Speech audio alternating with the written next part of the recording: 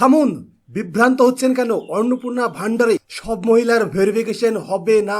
নির্দিষ্ট কিছু মহিলার ভেরিফিকেশন হবে এই অন্নপূর্ণা ভান্ডার প্রকল্পে। তবে আপনার ভেরিফিকেশন হবে কিনা বা আপনাকে ভেরিফিকেশন কমপ্লিট করাতে হবে কিনা, এছাড়াও নির্দিষ্ট কোন কোন মহিলাদের এই অন্নপূর্ণা ভান্ডারে ভেরিফিকেশন করাতে হবে, সমস্ত ইনফরমেশনটা আপনারা আজকের এই ভিডিওর মাধ্যমে জানতে পারবেন। তাই ভিডিওটা একদমই স্কিপ করবেন না, শুরু থেকে শেষ পর্যন্ত ধৈর্য সহকারে দেখবেন এবং পরবর্তীতে এমনই গুরুত্বপূর্ণ ভিডিও দেখার জন্য চ্যানেলটি সাবস্ক্রাইব করে রাখবেন, পাশের বেল আইকনটি অল করে রাখবেন। ভিডিওটি ফেসবুক থেকে দেখলে অবশ্যই ফেসবুক পেজটিও ফলো করে রাখবেন। তো সবার প্রথমে আপনাকে চেক করতে হবে যে অন্নপূর্ণা ভান্ডার প্রকল্পে আপনার নামটি সাকসেসফুলি ট্রান্সফার হয়েছে কিনা। আর সেটি দেখার জন্য আপনাকে অন্নপূর্ণা যোজনা পোর্টাল লিখে গুগলে সার্চ করতে হবে। তারপরে আপনারা অফিসিয়াল ওয়েবসাইটটি পেয়ে যাবেন। এই ওয়েবসাইটে এসে ট্র্যাক অ্যাপ্লিকেশন স্ট্যাটাসে গিয়ে কিন্তু খুব সহজেই এটি চেক করতে পারবেন যে আপনার নাম লক্ষ্মীর ভান্ডার থেকে অন্নপূর্ণা ভান্ডারে ট্রান্সফার হয়েছে কিনা। আপাতত যেহেতু অ্যাপ্লিকেশন স্ট্যাটাস দেখা সম্পূর্ণরূপে বন্ধ রয়েছে, মানে এই পোর্টালে এখনও কাজ চলছে আর এটি সঠিকভাবে চালু হবে আগামী মাসের 1 তারিখের পর থেকেই। তবে এটা ছাড়াও আরও একটি নতুন পোর্টাল চালু করা হয়েছে গভর্নমেন্টের পক্ষ থেকে। তো অন স্ক্রিনে যদি আপনারা একটি পোর্টাল দেখতে পান, এখানে দেখুন বলা হচ্ছে অন্নপূর্ণা যোজনা ভেরিফিকেশন। এটি কিন্তু নর্থ 24 পরগনা ডিস্ট্রিক্টের অফিসিয়াল ওয়েবসাইট। যদি আপনারা দেখেন, এখান থেকে আপনারা আপনাদের যে ব্লক হবে সেটি এখান থেকে সিলেক্ট করবেন, এখান থেকে গ্রাম পঞ্চায়েত সিলেক্ট করবেন বা ওয়ার্ড সিলেক্ট করবেন, আপনার অ্যাকাউন্টের লাস্ট 4টি ডিজিট এখানে ইনপুট করবেন, তারপরে সার্চে ক্লিক করবেন। এছাড়াও এখানে দেখুন কি ইনফরমেশন দেওয়া হয়েছে, অফিসিয়াল ইনফরমেশন। তো এখানে কি বলা হয়েছে, দিস ওয়েবসাইটের নাম দেওয়া রয়েছে, পাশে এখানে লিঙ্ক দেওয়া রয়েছে, is a government website, this website has been made to facility KYC of existing লক্ষ্মীর ভান্ডার বেনিফিশিয়ারি। মানে একদম পরিষ্কারভাবে বলা হচ্ছে এই ওয়েবসাইটটি শুধুমাত্র লক্ষ্মীর ভান্ডার প্রকল্প থেকে অন্নপূর্ণা ভান্ডারের যিনাদের ট্রান্সফার হয়েছে তাদের কেওয়াইসি ভেরিফিকেশনের পোর্টাল। আর এটি কিন্তু নির্দিষ্ট একটি ডিস্ট্রিক্টের পোর্টাল, এটি কিন্তু অল ডিস্ট্রিক্টের নয়, অর্থাৎ সম্পূর্ণ বাংলার ওয়েবসাইট এটি কিন্তু নয়। তো সার্চ অপশনে ক্লিক করার পরেই আপনারা এখানে দেখতে পেয়ে যাবেন নাম, মানে অ্যাপ্লিকেন্টের যে নাম সেটি, ভিলেজ নাম, ফাদার্স নেম, স্ট্যাটাস যদি এখানে কমপ্লিট দেখায় তাহলে আপনাকে কিছুই করতে হবে না। তবে যদি অ্যাকশন এর নিচে আপনারা দেখতে পেয়ে যাবেন আপডেট, অন স্ক্রিনে আপনারা যেমনটা দেখতে পাচ্ছেন স্ট্যাটাসের ঘরে পেন্ডিং এবং অ্যাকশনের এখানে কিন্তু আপডেট লেখা রয়েছে।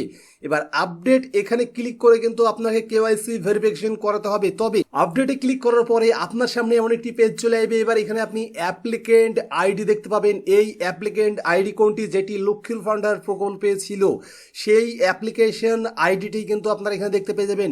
অ্যাপ্লিকেন্টের নাম, মোবাইল নম্বর, ফাদার্স নেম, গ্রাম পঞ্চায়েতের নাম, ভিলেজ নাম, এগুলো দেখতে পেয়ে যাবেন এবং অ্যাপ্লিকেন্টের ব্যাংক অ্যাকাউন্ট নম্বরটিও এখানে দেখতে পাবেন। এখানে কিন্তু লাস্ট এগার কয়েকটি ডিজিট দেখাবে, পুরো অ্যাকাউন্ট নম্বর কিন্তু দেখাবে না। তার নিচেই আপনারা এখানে পেয়ে যাবেন ভেরিফিকেশন রিকোয়ার্ড। তো এইখানে কিন্তু আপনাকে সমস্ত ইনফরমেশন দিয়ে ভেরিফিকেশন কমপ্লিট করাতে হবে।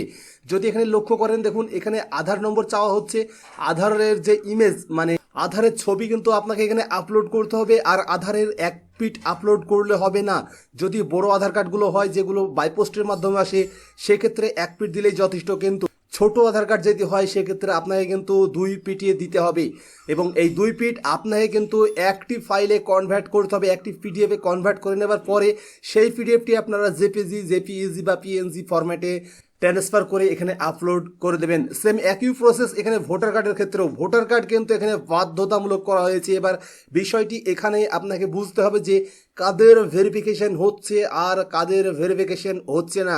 এই অন্নপূর্ণা ভান্ডারে যে সমস্ত মহিলাদের নাম ট্রান্সফার করা হয়েছে বা যে সমস্ত মহিলাদের নাম রয়েছে সবার কিন্তু এই ভেরিফিকেশন হবে না। তো এই ভেরিফিকেশনে ইপিক নম্বরটি কেন বাধ্যতামূলক করা হয়েছে, দেখুন এখানে কিন্তু ইপিক নম্বর বাধ্যতামূলক করার পেছনে একটি বিরাট বড় রহস্য রয়েছে। আর সেটি হচ্ছে কি, যেহেতু অলরেডি রাজ্যে এসআইআর কমপ্লিট হয়েছে, তো এই এসআইআর এ কিন্তু প্রচুর নাম বাতিল হয়েছে বা ডিলিট হয়েছে। এবার এমনও অনেক মহিলা রয়েছে যাদের ভোটার কার্ড ডিলিট হয়েছে। তো এবার ওই ব্যক্তি বা ওই মহিলা যতক্ষণ পর্যন্ত না প্রমাণ করতে পারবে যে তিনি এখানকার নাগরিক, ততক্ষণ পর্যন্ত কিন্তু এই প্রকল্পের সুবিধা পাবে না। আর সেটার জন্যই কিন্তু এই ভেরিফিকেশন প্রক্রিয়াটি চালু হয়েছে। যাদের নাম ভোটার লিস্ট থেকে ডিলিট হয়নি তাদের ভেরিফিকেশন কিন্তু হবে না বা তাদের ভেরিফিকেশন করার কোনো প্রয়োজন নেই। শুধুমাত্র যে সমস্ত মহিলাদের নাম ভোটার লিস্ট থেকে ডিলিট হয়েছে তাদেরই ভেরিফিকেশন করাতে হবে। এবার আপনি নিজেই দেখুন বা আপনি নিজেই বুঝে নিন যে আপনার নাম ভোটার লিস্টে রয়েছে কিনা। যদি আপনার নাম ভোটার লিস্টে থাকে তাহলে আপনাকে ভেরিফিকেশন করাতে হবে না, আর যদি আপনার নাম ভোটার লিস্টে না থাকে ফাইনাল ভোটার লিস্টে তাহলে আপনাকে কিন্তু ভেরিফিকেশন করাতে হবে। অর্থাৎ যদি আপনার ভোটার লিস্টে নাম ডিলিট হয়ে যায় তবেই কিন্তু আপনার ভেরিফিকেশন হবে এই প্রকল্পে।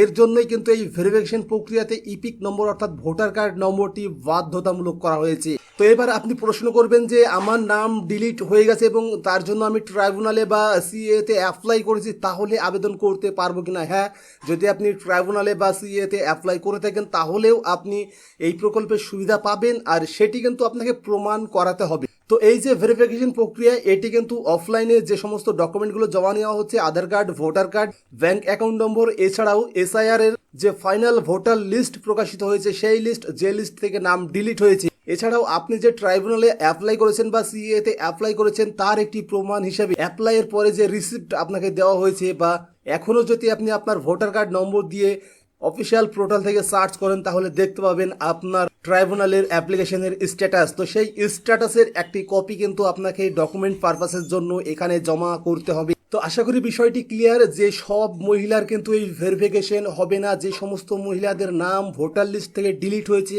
শুধুমাত্র তাদেরগুলোই ভেরিফিকেশন হচ্ছে। এই বিষয় নিয়ে ফালতু বিভ্রান্ত হবেন না। এই ছিল আজকের ভিডিও। তো ভিডিওটি কেমন লাগলো অবশ্যই কমেন্ট করে জানাবেন।